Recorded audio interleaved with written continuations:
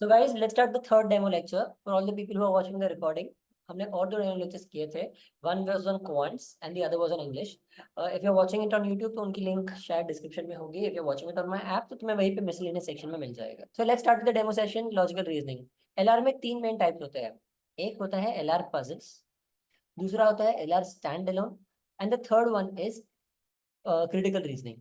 ठीक है, तीनों का अप्रोच अलग अलग होता है. LR puzzles का एक प्रिलिमिनरी अप्रोच में बता दूंगा. It's not the complete approach but preliminary तुम्हें पता चल जाएगा. Let's start with the syllabus. तो एज आई सेड पजल्स अलग होता है, एलआर स्टैंडअलोन अलग होता है, एंड क्रिटिकल रीजनिंग. तो ये क्रिटिकल रीजनिंग को एक अलग ही टॉपिक ले लो. क्रिटिकल रीजनिंग के अंदर ये सारे आ जाते हैं. ठीक है, so that is how I have divided the पूरा एलआर का जो पूरा पोर्शन है उसको ये तीन सेक्शंस में मैंने डिवाइड किया है. ओवरऑल सीईटी को मैंने कितने सेक्शंस में डिवाइड किया है? 10. There is LR puzzles, LR standalone, critical reasoning. Quants में quants calculative, नंबर सीरीज के नीचे आ जाते हैं quants technical, ये आ जाता है DI. There is abstract. English में भी तीन होते हैं, RC parajumbles, grammar, and the third one is vocabulary and verbal reasoning. ये सारे हो जाते हैं सेक्शंस जो मैंने सीईटी को डिवाइड किया है 10 सेक्शंस में. उसी हिसाब से सारी क्रैक एक्टिविटीज की मॉक्स है, उसी हिसाब से एरिया टेस्ट है. ठीक है, और इन सब का एमपीएम रिक्वायरमेंट अलग अलग होता है जो तुम्हें मेरे ऐप में ऑलरेडी फीडेड है. वो एमपीएम के बेसिस पे तुम्हें अपना एबीसी कैटेगरी मिल जाएगा. Don't worry so much about it, वो सब कुछ मैंने सॉर्ट आउट किया हुआ है. चलो, the only thing here is that guys, please do follow the daily quants and English का जो वोकैब का टेस्ट है ऐप में स्टार्ट में ही है. I hope all of you are following this. ठीक है, that's the only thing I want to tell you. बाकी why crack your test, there are more than enough reasons. चलो let's start with the LR puzzles. Let's do this way guys.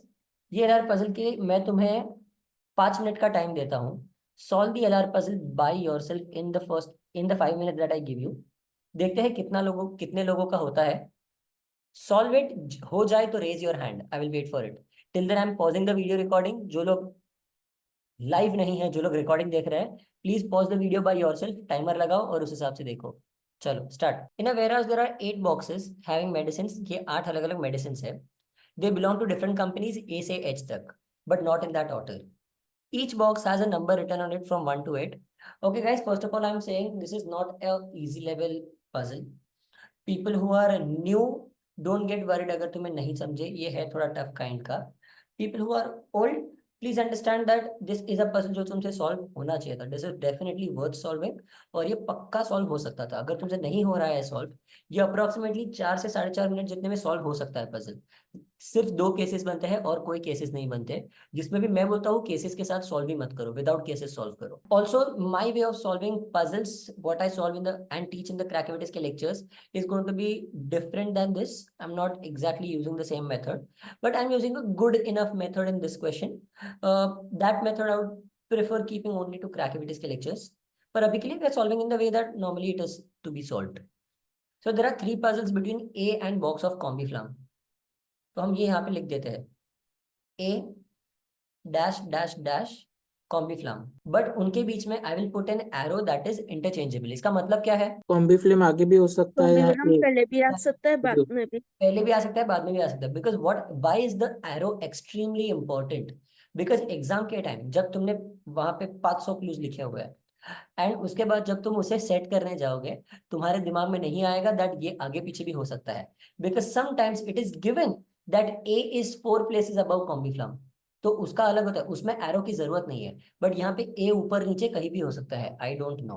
ठीक है, box of company which makes y is 2 places above of box of company b. Guys, अब समझो, there is a difference between 2 places above and there are 2 places between. 2 places above का मतलब b, उसके ऊपर एक जगह, उसके ऊपर दूसरी जगह में y आएगा. समझ रहे हो? when they say 2 places in between, उसके बीच में, उनके बीच में 2 जगह आएगा. Please don't get confused between this. बाद में box which has partum is neither at 1 nor at number 8. I will use negative points later. Box of B is at an even number but not at 6. Even number पे है पर 6 पे नहीं है. Can box B be at 2? No. नहीं, No. उसके ऊपर already 2 तो है। सो नॉर्मली यहाँ पे 2 केसेस बनते हैं, दैट तुम 4 पे रख सकते हो, नहीं तो 8 पे रख सकते हो। आई से स्क्रू इट, एक केस लो, आगे बढ़ो। ज्यादा से ज्यादा क्या होगा, तुम गलत हो गए एक केस में, it is fine. It's better to solve 1 case at a time, that's what I recommend. बाकी लोग कुछ भी बोले, but I always say that एक case at a time solve करो। But it is written ना कि 8 में नहीं आएगा. कहाँ पे लिखा है? Which is sputum is neither at number 1 nor at number 8. नहीं, box which has partum, it's not box B which has partum. The B is from the पहले वाला sentence, it is 2 places above the company B, उसके बाद box which has partum is neither at 1 nor 8। समझे? Yes. Box of paracetamol is above box F. Above box F मतलब उसके इधर कहीं भी हो सकता है, उसके ऊपर कहीं भी हो सकता है। तो paracetamol is somewhere above box F. There are 3 boxes between B and D. B और D के बीच में 3 boxes है। इसमें क्या मिसिंग है? Arrow. Interchangeable arrow. It is missing. Always remember to put that interchangeable arrow, वरना confusion होगा। Box of Y is immediately above sumo, तो यहाँ पे sumo आ जाएगा, तो यहाँ पे लिख देता हूँ बाद में। Box with of company which makes medicine X is immediately between the box of company C and Ibucom. तो X वाला C और Ibucom के बीच में है, तो ये हो जाएगा C, इसके बीच में X एंड इसके बीच में इबुकॉम। क्या मिसिंग है? Interchange. Interchange, exactly. देखो X वाला बीच में ही रहेगा, सिर्फ C या फिर इबुकॉम चेंज होगा। ठीक है। Company D, E becomes the product of company D, so यहाँ पे डी आ जाएगा, तो डी की जगह पे इबुकॉम, एंड यहाँ पे X एंड C या फिर X एंड C, वैसे हो जाएगा। बट वैसा नहीं होगा। अब देखो यहाँ पे अगर B यहाँ पे है तो D के लिए एक ही जगह बचता है, ये राइट, हाँ या नहीं? Yes. यस। तो यहाँ पे इबुकॉम, यहाँ पे X एंड यहाँ पे C आ जाएगा, इतना हमें पता है। बाद में X is not the product of company F, X company F का प्रोडक्ट नहीं है, X is not equal to F। Box of Partrum is immediately above box of Vicks, Partrum is immediately above Vicks. ये confirmed है, तो मैं confirmation के लिए box डाल देता हूँ। कंफर्मेशन मतलब ये ऑर्डर चेंज नहीं होगा, पार्ट्रम इज अबव विक्स, इतना पक्का बात है। Box of company G is not at number 7 while F is above box of H. Neither X nor paracetamol is the product of company H. अब बताओ क्या करोगे? 8 students from different banks, ये सारी अलग अलग banks है, they are sitting in 2 parallel rows containing 4 people each, in such a way that there is an equal distance between the adjacent persons. Raghuram Rajan, Shikha Sharma in row 1, मतलब पहली रो वाली नीचे देखते हैं, 1 2 3 and 4, ये रो नीचे देखती है, एंड 1 2 3 and 4 ये रो ऊपर देखते हैं। पहली रो में कौन कौन है? I will write in short form, R R, बाद में S S S, C K, and there is also H K. And नीचे वाली रो में कौन कौन है? UP, S S Mundra, Rakesh Sethi and Rana Kapoor. ठीक है। बाद में क्या दिया हुआ है? Chanda Kochhar sits second to the right of person from bank of Maharashtra. तो मतलब बैंक ऑफ महाराष्ट्र यहाँ आ सकता है, नहीं तो यहाँ आ सकता है, इज दैट राइट? तो हम क्या करेंगे? कोई भी एक जगह First. पे लेके फिर आगे Assume तो करके हाँ चलो। एग्जैक्टली, वाइड मैंने क्या बोला? Don't be slow, it is fine if you are wrong, don't be, ले लो कहीं, क्या फर्क पड़ता है? तुम्हें पता है नहीं पता है, अज्यूम। इधर बैंक ऑफ महाराष्ट्र ले लेते हैं, यहाँ पे Chanda Kochhar, let's move ahead. जल्दी देखो, टाइम नहीं होता अपने पास सीटी में, just immediately start.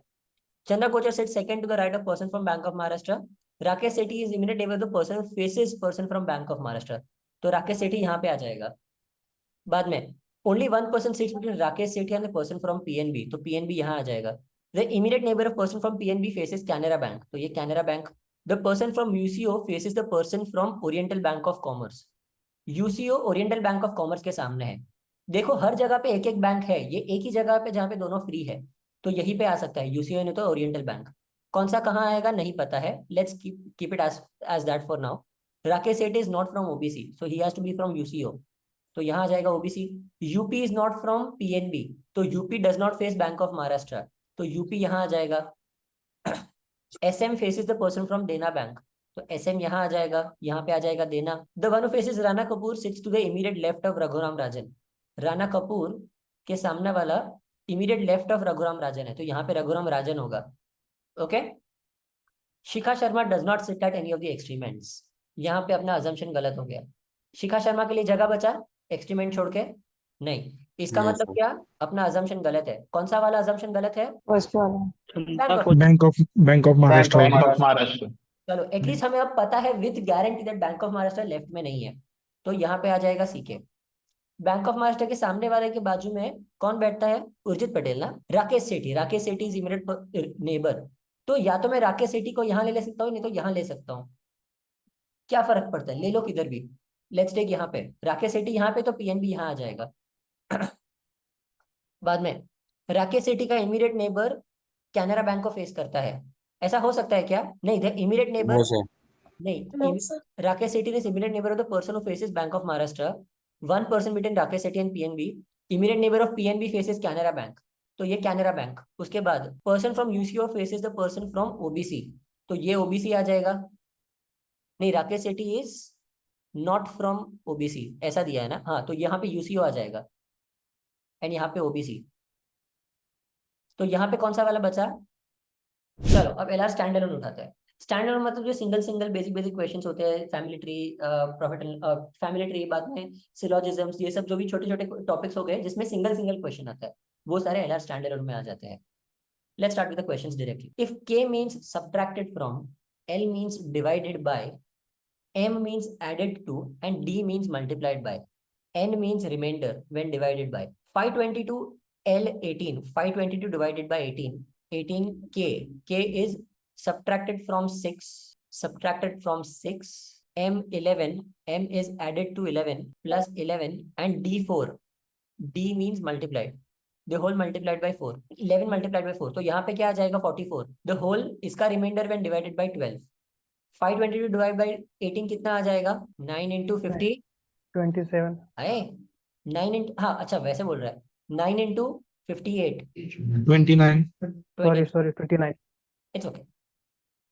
6 minus 29 plus 44 gives you 6 minus 29 minus 23, minus 23 plus 44 gives you 60 minus 23 plus 44 gives you plus 21 21. 57. 21 Minus minus 23 plus 44, that is 44 minus 23 giving you 21. 21 divided by 12, reminder क्या आएगा? 9. समझा सबको? Yes sir. इजी छोटा सा question. S and R are brothers. T is the daughter of S. S and R are brothers. T is the daughter of S. U is the spouse of R and mother of Q. Q का gender नहीं पता, कुछ assume मत करना। P is the daughter of V. Who is the spouse of T? Who is the grandfather of P? S. Option B Bombay. बहुत simple था, बहुत चिंती था, ये तो आराम से आना चाहिए। Ashok started walking towards south. अब समझो गाइस, डायरेक्शंस के पजल में सबसे पहले क्या करने का? starting position नहीं, सबसे पहले क्वेश्चन का एंड पढ़ने का। कि पूछा क्या है? बिकॉज यहाँ पे क्या पूछा है? How far and in which direction was he from the starting point. अगर ये दिए दिया तो तुम्हारा एकदम चांदी है, एकदम लकी हो। क्यों? Because now you don't have to care about the entire sum का drawing at all. The drawing can just go to hell, तुम लोग को फर्क ही नहीं पड़ता है। I'll explain you why.